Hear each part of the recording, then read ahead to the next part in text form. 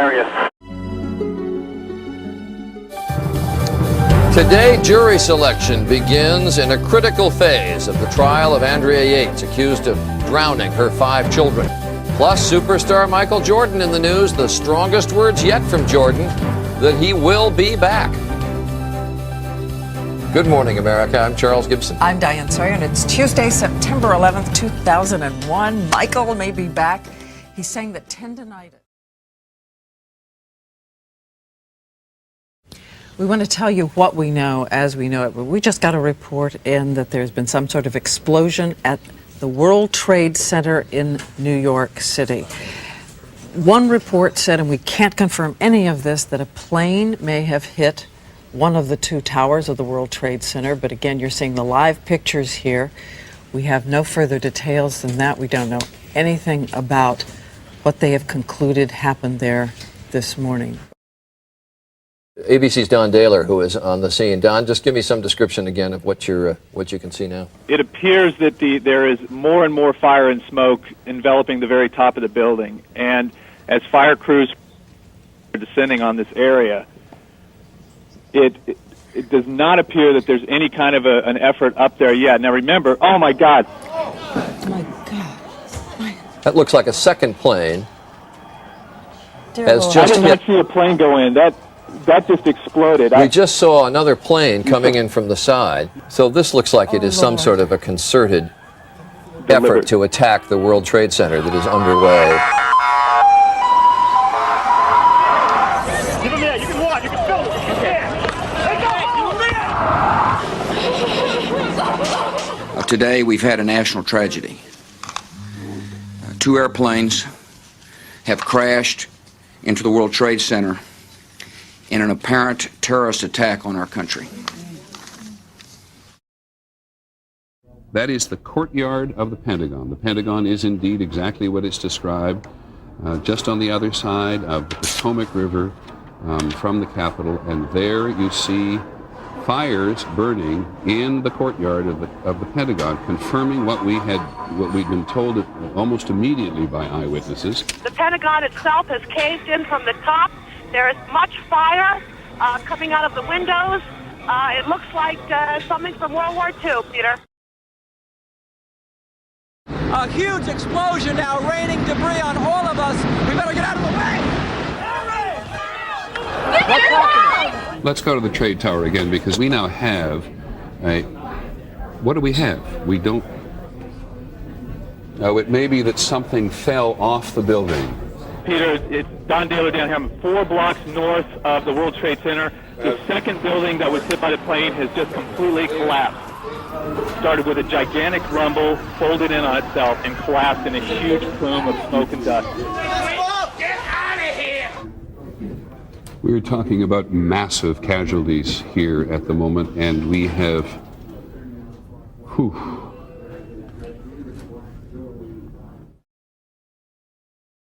And I'm just going to add to the chaos and the trauma of the day by saying that a large plane has now crashed about 80 miles southeast of Pittsburgh. Peter, it crashed in an open field. All that you really see there is a huge crater. You can't even see it very well from our vantage point. A huge black gaping hole, as investigators are describing it. No survivors, Peter. Oh my God. The second tower.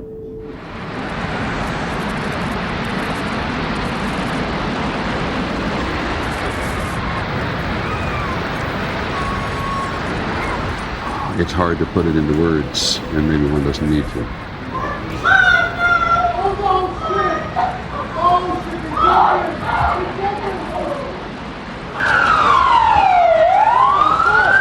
Both those towers have now gone. The landscape of New York City has just been changed, and one has to assume that thousands of lives have been extinguished. Good Lord, it just...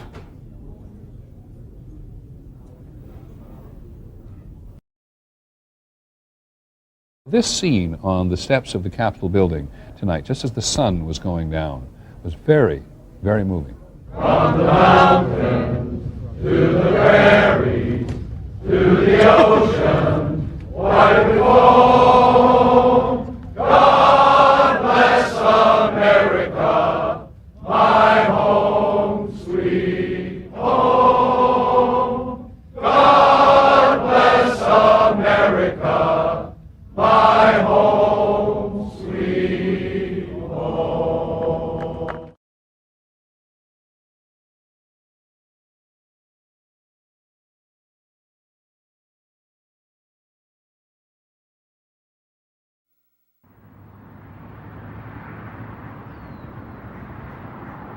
On September 11th, terrorists tried to change America forever.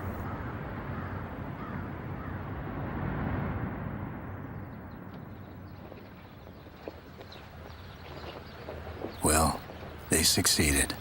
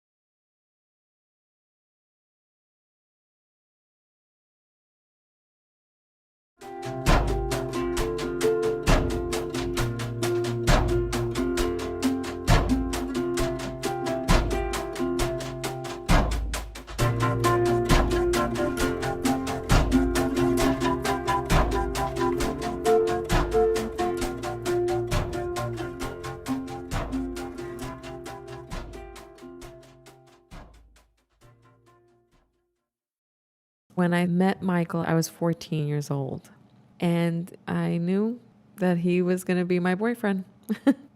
We got married when I was 19, and we were both kids. We really didn't know what next, get married and now what. When we were divorced, I remember the kids telling me that their father confided in them with a secret. And they said, well, Daddy still loves you. He doesn't want us to tell you. And I said, well, I know, and I love him too, but Mommy and Daddy are gone their separate ways, but we'll always be a family, and we'll always be your mom and dad. On 9/11, I remember getting up to take my daughter. She had a doctor's appointment, so my daughter was home. At 9:04, I got a phone call, and it was Michael, and he was calling from the 103rd floor. And the first thing that he said was, I'm calling to say goodbye. And I said, why? Where are you going? And he said, well, I'm in the building that was just hit by a plane. He just wanted to tell me how much he loved the children. And he says, I also want to tell you that I always loved you. And I said, I know. The kids told me. And my daughter was there, and she saw me becoming a little hysterical, and I didn't know whether to put her on because I didn't know how he would react. He thought she was at school. It just really breaks my heart that he's not here for them. It's like the only thing on his mind was to tell the kids that he loved them. And the thing is that my two children look just like him, and they talk like him, and they joke like him. So it's like he's there. I see him in them every day. And as much as he used to drive me crazy, he was my family and my best friend.